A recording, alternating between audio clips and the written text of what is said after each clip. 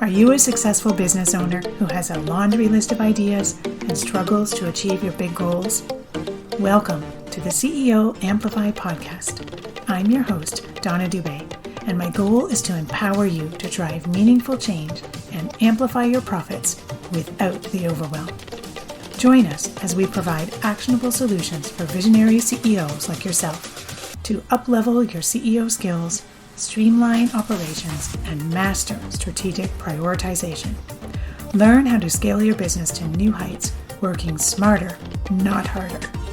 If you're ready to reclaim your time and accelerate your growth, let's dive in and start this exciting adventure together. Remember, the only limit to your business growth is the one you set for yourself.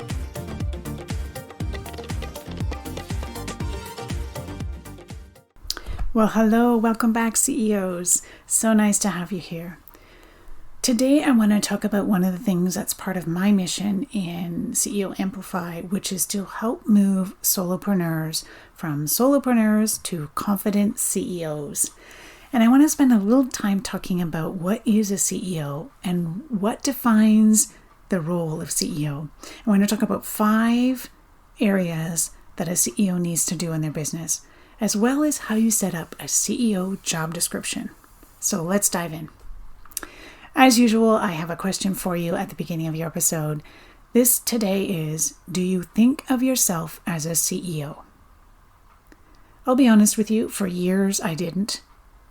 I happily went along doing my work and running my business, thinking of myself as an entrepreneur, a small business owner. That's it. Just doing the work that I love to do, being able to work from home, which I was grateful for, while being a wife and a mom and all the rest of the hats that I wear in my life. I didn't think I was anyone special. Certainly I wasn't famous on the internet. I didn't have a ton of employees working for me.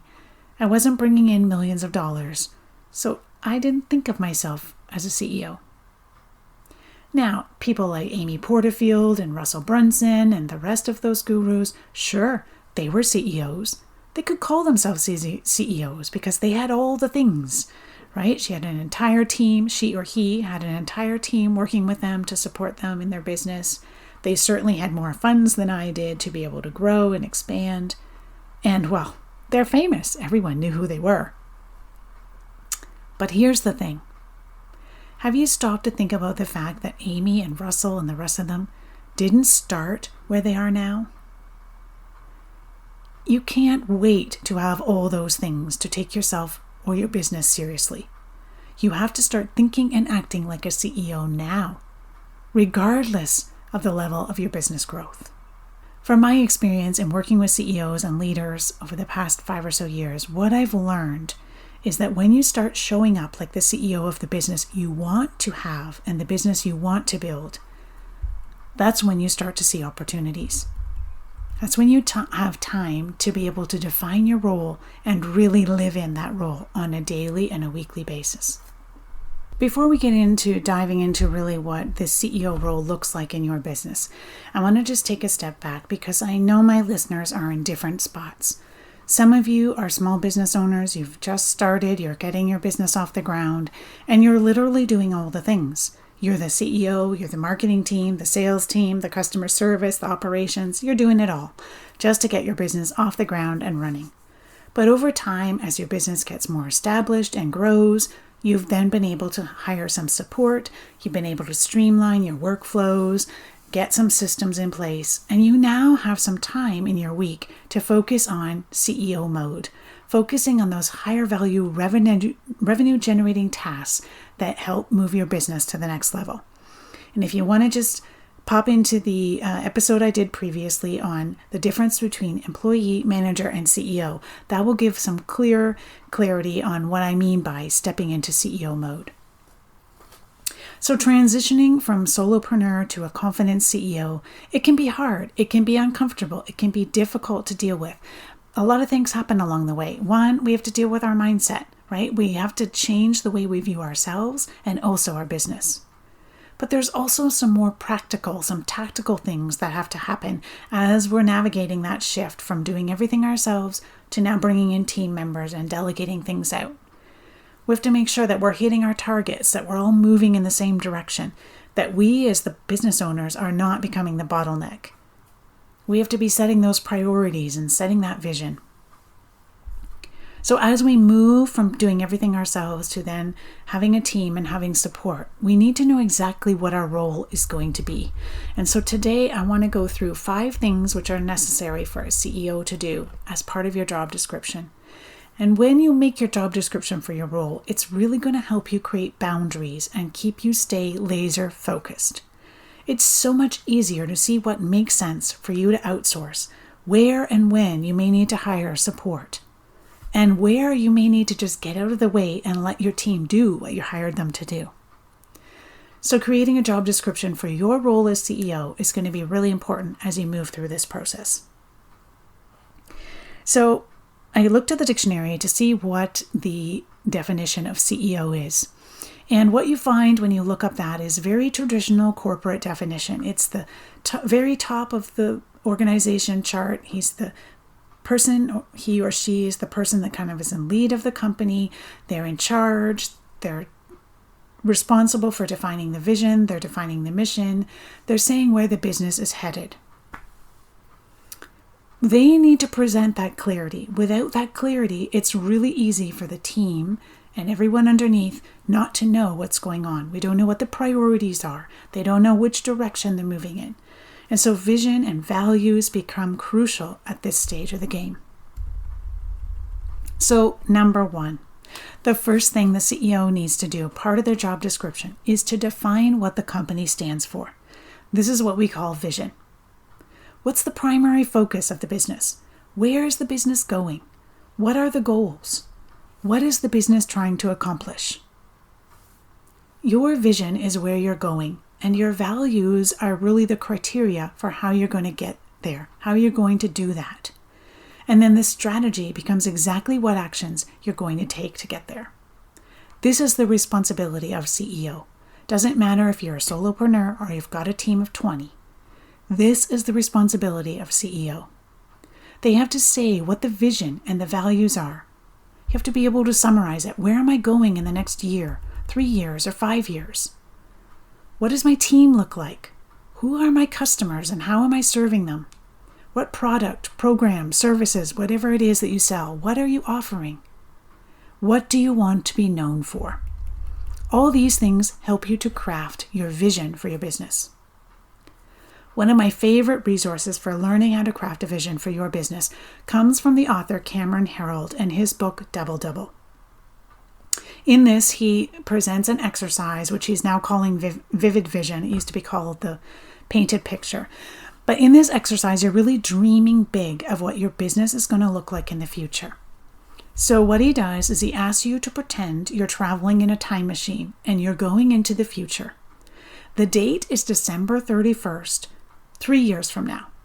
Now, friends, if you think, there's no way I can think 3 years from now, 1 year already is blowing my mind, then get in your time machine and go 1 year from now, whatever you can dream and handle. So you get out of the time machine, you're now walking around your company's office. If that's remote, you're imagining your remote company. And what do you see? What do you hear? What are your clients saying? What is the media saying about you? What are you doing for marketing? How are you marketing your goods? Are you marketing in a global level now? Are you launching online? Are you doing TV? Do you have ads? What does it look like? How's the company running day to day? Is it organized and running like clockwork? What kind of stuff do you as CEO do every day? Are you focused on strategy and team building and relationships? How about the company's financials? What do they show? How are your core values being realized among your team? Does every team member know what your values are and know where you're headed? Once you have clarity on the vision of what you're building, what it's going to look like, and who the players, who the team members are going to be, who you're supporting, and how you want this to impact the world, this is where things get really exciting. This is where your vision comes to life. Your vision should motivate you. It should motivate your team. You should be excited about it. And really, friends, the vision, the mission, and the values, that becomes the end point. That's the goal, that's the destiny. And that's what you plug into your GPS. It's where you're going. It helps keep you grounded in which lane you're driving in. So number one job description that all CEOs have to do is craft their vision. If you haven't checked out that book, Double Double by Cameron Herold, suggest you do it right away. Excellent resource. Second thing CEOs have to do is their culture. Now you might say to me, hold on just a minute. This is sounding very corporate. I mean, I only have a company of 2. What are you talking about? Team culture. But what happens is, as you start to bring on people, as you start to hire people into your business, it's important that everyone knows the values of your organization. Everyone's on the same page, and they're all aligned with where you're going and what you want to do. When you clearly craft your culture, then your team is excited about the work they're doing. They're excited about the business. They're excited to come in on Monday morning and see things grow. But culture is not something that's going to happen automatically, friends. Culture is something you need to start proactively creating. It becomes sort of an overall big picture of your brand and your experience. And it takes intention. It's something that you have to design and purposely put in to your business. It's not going to happen by accident. And you have to make sure that what you're putting in as their values, you as the CEO can actually be 100% in alignment with. Because the way you show up as the leader of your business dictates what people is going to assume is normal or okay. So what your values are have to be something that you can 100% get behind. And I'll give you an example of this. I was working with a client once, and one of their values for their organization was to show up on time and not to waste people's time. However, they also had a problem with showing up to meetings late sometimes. One meeting would run into the next, and then they'd need a bathroom break or this and that in between. And they were frequently 5, 10, sometimes even 15 minutes late to team meetings and meetings within the business. So this was causing some friction because the value was that we show up on time and we not waste people's time. However, the business leader could not be 100% behind that. And so we had to have a discussion and say, listen, there's a values mismatch here. What we want and what we're doing aren't coming out in alignment, and that's confusing the team because the team is now looking at what you're doing and assuming that that is okay. If CEO is 10 minutes late for a meeting, it's okay if me as VA is 10 minutes late for the meeting. So what we had to do in this case was realign the CEO's calendar, allow a 15-minute break after every meeting. So there was a block of time when another meeting couldn't be booked. We didn't do back-to-back meetings for her calendar. And she then had that break to be able to go do the things she needed to do and show up to the meeting on time. Now her value and what she was doing was in alignment. So that's really, really important as CEO of business. If you can't get behind the values that you've said, you need to rearrange them. Okay, third thing, creating the strategic plan. So if you think about big, Fortune 500 companies and corporate situations, the CEO is not the one who's actually sitting down and creating the strategic plan themselves. Right? They've got other high-level, big-picture executive teams who they're working with, a whole C-suite of executives who come together and figure out what the strategic plan is going to be. The CEO isn't sitting there mapping out every detail of the marketing plan. No, they have a CMO who's responsible for that. But the CEO is bringing everybody together, and ultimately, they're the final decider. In our small business situations, we have to be the one who creates the strategic plan.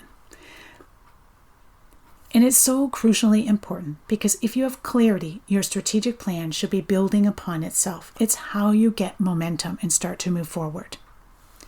So what I like to do is start with our yearly plan, and then we break that down into quarters. Why do we break it down into quarters? Because research has shown that our brains can only handle about 90 days at a time. How many of you have set yearly goals? They all sound good when you make them, but 6 months later, you're not even sure what they were. You can't find where you put them. You don't know if you're on track for them. Right, because trying to imagine the whole big year all the time is too big for us. So we break that down into quarters, 90-day sprints. And then we break that 90-day sprint even further down into weekly action steps so that we know exactly what we need to focus on each week. And this is what happens when you join the CEO Amplify 90-day sprint. That's exactly what we do. We look at what your projects are and your goals are for the year. We break that down into what we're going to accomplish for the next 90 days. We break that down into week by week, map it out, what the priorities are. And then CEO can go to their team after they've been at the 90-day sprint and say, here's what we're doing. Here's our priorities. Now let's make it happen. So as CEO of your business, you have to look at strategic planning in 3 ways. One is long-term. That's a year or even 3 years out. Second is medium-term. What is it going to be for each quarter? Those 90-day sprints. And then third is our short-term. Week by week, what are we doing? And this is where the CEO Power Hour comes into effect and is really transformational in helping you stay on track and reaching those 90-day goals. We're looking at exactly what our priorities are for the week, what our metrics are saying, how we need to adjust, and how we're going to spend our time. So if you haven't gone over to ceoamplify.ca yet and picked up the resource CEO Power Hour, I strongly suggest you go and do that. It's a PDF. It'll have a quick checklist to help you see what am I supposed to be covering in my Power Hour and how do I go about doing this on a weekly recurring basis. So again, that's at ceoamplify.ca. Okay, fourth responsibility of a CEO is leading the team. Notice I said leading, not managing. There's a difference here, and we're going to talk about it. So as CEO, you're creating your organizational chart for your company. You're looking at where you are right now and where you want to go. If you're charting a course for where you want to take your business in the next 3 to 5 years, who are you going to need on your team to help you get there? This is something you want to be doing proactively, right? You don't want to come to a point where you're in a rush, you're hiring in panic mode, and you're not really clear on the people that you need and in which seats they need to be sitting in. So leading a team is making sure that the team has clarity on the vision, the values, and the strategic plan. They know where the company is going. They understand the big picture. They understand the current priorities, and honestly, they're excited about the work that you have for them and excited to be part of what's going on. I think lots of times we get confused between leading and managing, and there comes a point when we have several team members that we can get stuck as CEO in managing the team rather than leading the team. And so you may come to a point where when you have 5 or 8 team members, you're finding your week is just being taken up by answering questions and putting out fires and responding to the needs of your team members. And at this point, you may need to look at, do I need to bring in a layer of management to help me support my team members? Do I need to make sure that my team members are clear on the vision and the values and the plan so that they can be more self-directed and they know how to make some decisions based on where we're going? So these are things you can set up in the background to help managing the team easier. But there does come a point when you're at capacity and you will need to bring in someone to help you manage the team that you have. You, though, are still responsible for leading that team. All right, the fifth responsibility of a CEO is making big decisions. Yeah, believe it or not, friends, this falls on your shoulder, and it can be one of the hardest things about being the CEO. I mean, let's be real. Decision fatigue is exhausting. You have a lot of decisions to make day in and day out. And when you're the decision maker, you're the one who has to make the call. Do I invest all of this money in this new marketing strategy? Do I invest this money in hiring a new team member? Am I going to see my return on investment? And the truth is, there's no guarantees with a lot of these. You have to be able to weigh the risks and the potential return and make some big investment decisions for your business. And I get it. It can be scary. And sometimes it's like, well, do I hire this advertising team? Am I going to get my return on investment? Can I really afford to do this? And I'm not going to tell you this is easy, and I'm not going to tell you that you're going to make 100% of your decisions correctly, because the truth is we're humans and we make mistakes. But we have to be able to accept that this is part of it. We're going to make some bad calls, right? We're going to make some mistakes. But the good news is when we get used to making these hard decisions, we're going to get better at them over time. As we strengthen this decision-making muscle, and as we have more clarity on where our business is going, it's going to get easier to make these decisions. And we'll be doing less of spending money on things that are just shiny objects, and more on spending and investing in things that are really getting us to where we want to go. Of course, having a tribe around you that understands you, understands your business, and can help you with this decision-making is important. This is not something you can outsource, unfortunately, but certainly if you have people around you who can help you, that makes a big difference. All right, so 5 elements of a CEO's role. Vision, where we're going. Values and culture, how are we getting there? How are we showing up as a business? Number 3, strategic plan, yearly, quarterly, and weekly. Number 4, leading the team. Who do we need and how do we lead them? And number 5, making those big decisions. So how do we define our role as a CEO, and how do we make sure that we're not getting in our own way? How do we make sure that we're not becoming bottlenecks in the business growth? And this is why I believe it's so important that we sit down and write our own job description. Because the truth is, the 5 things that we just covered are vitally important in your role as CEO.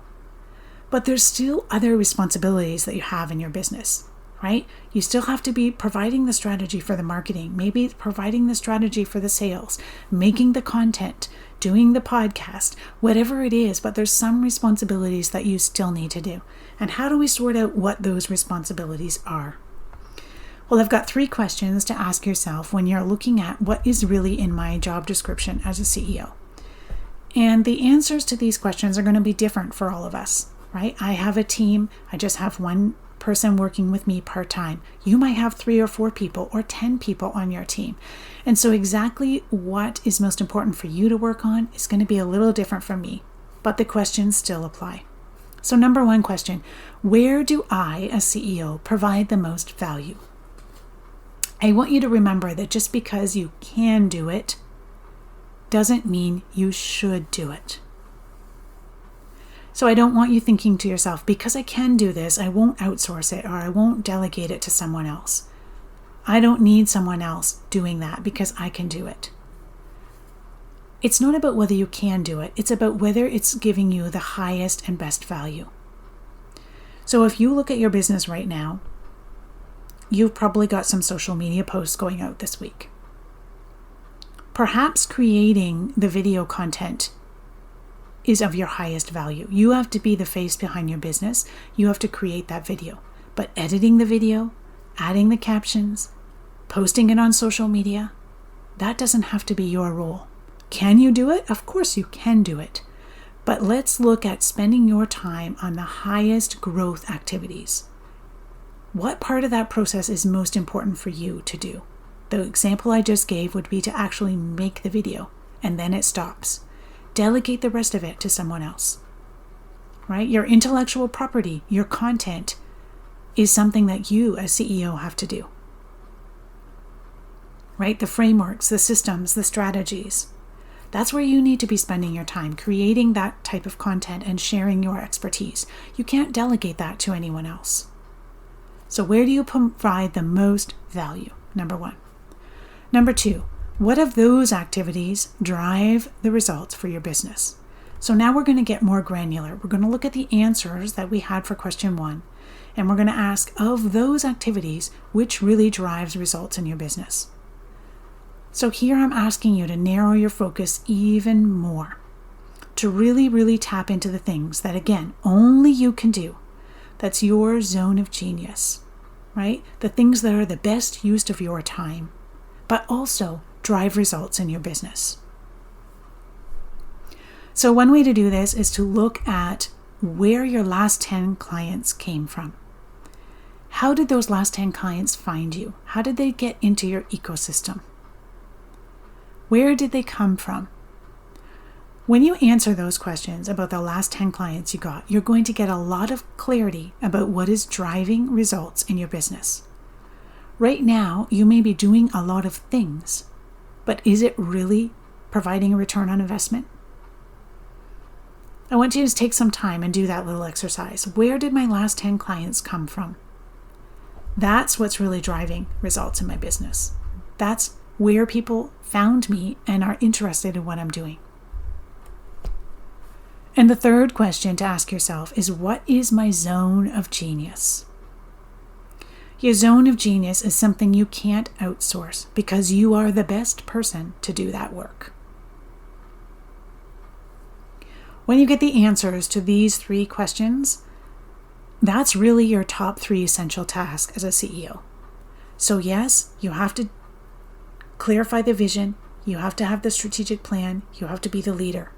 But then you're also going to have 3 essential tasks coming from these questions that you as the CEO have to do. These are the tasks that you need to spend time on throughout your week. Again, this is your job description. And you have to differentiate what parts of different projects you have to be doing in your business. So I gave the example earlier. I'll give another example from my business. Here I am podcasting.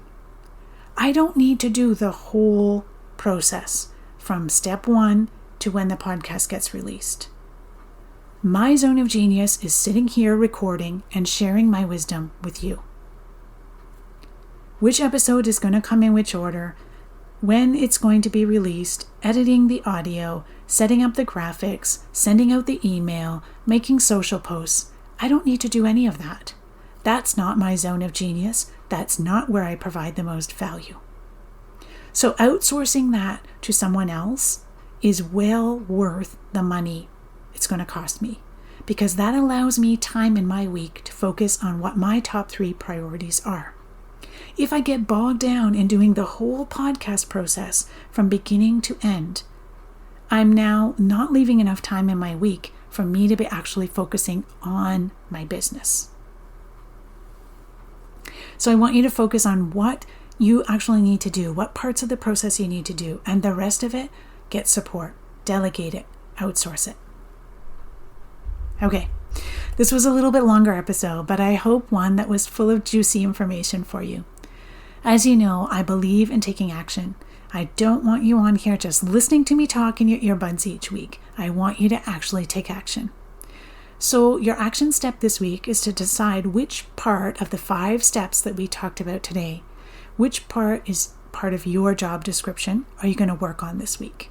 Is it going to be your vision, your values and your culture, your strategic plan, your leading abilities, or making big decisions?